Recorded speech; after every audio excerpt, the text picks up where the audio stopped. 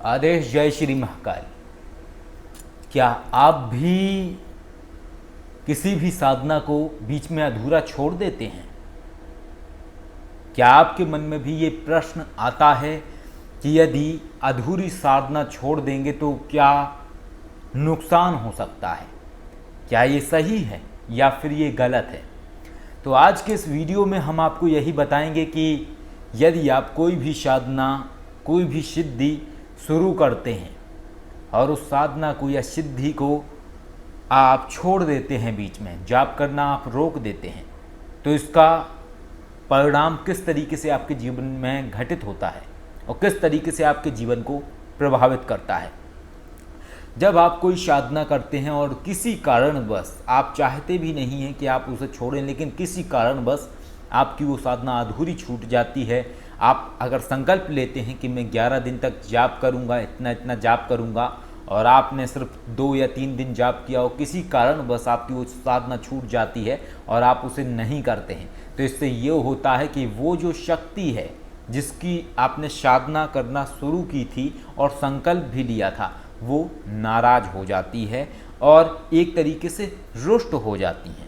तो इस तरीके से जब शक्तियाँ रुष्ट हो जाती हैं तो फिर व्यक्ति के जीवन में कुछ समस्याएं उत्पन्न होने लगती हैं। वो समस्याएं ग्रह कलेश से लेके धन हानि तक होती हैं। तो इस तरीके की समस्याएं होती हैं। तो इससे बचने का निदान क्या है? इससे बचने का निदान ये है कि किसी कारणवश अगर आपकी साधना अधूरी छूट जाती है तो आप उस शक्ति से क्षमा प्रार्थना मांगें और उस शक्ति को भोग चढ़ाएं, उनको भोग चढ़ाएं और दीपक जलाएं, अगरबत्ती जलाएं और क्षमा याचना मांगें उनसे कि हे देवी या हे देव, किसी कारणवश मैं साधना नहीं कर पाया और मैं क्षमा मांगता हूँ इसके लिए। और इसके साथ साथ आप 108 पाठ रुद्राष्टक के भी कर लीजिए या 51 पाठ कर लीजिए, 51 पाठ कर लीजिए या फिर 108 पाठ कर लीजिए, प्रार्थना करके कि हे महादेव मैं क्षमा मांगता हूँ। क्योंकि गुरु कोई नहीं है।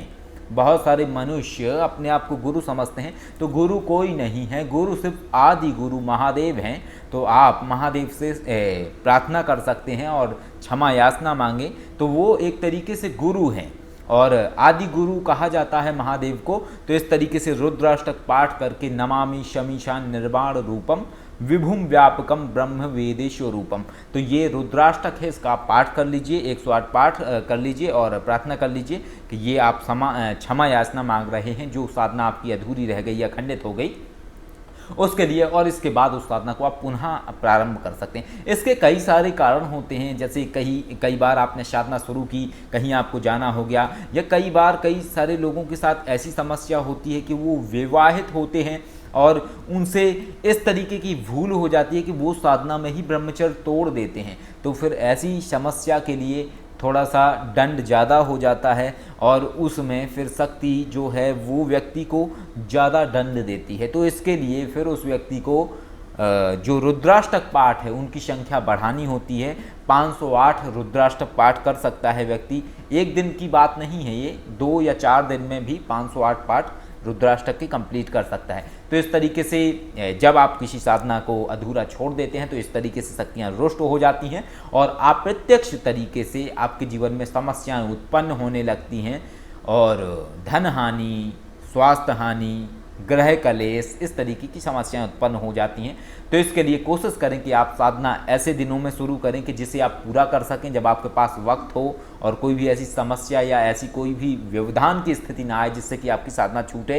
और यदि ऐसा हो जाता है कि किसी कारणवश आपकी साधना छूट जाती है तो उसके लिए आप क्षमा याचना जरूर मांगें ताकि आपको शक्तियों के प्रकोप का सामना ना करना पड़े। आदेश। जय श्री महाकाल।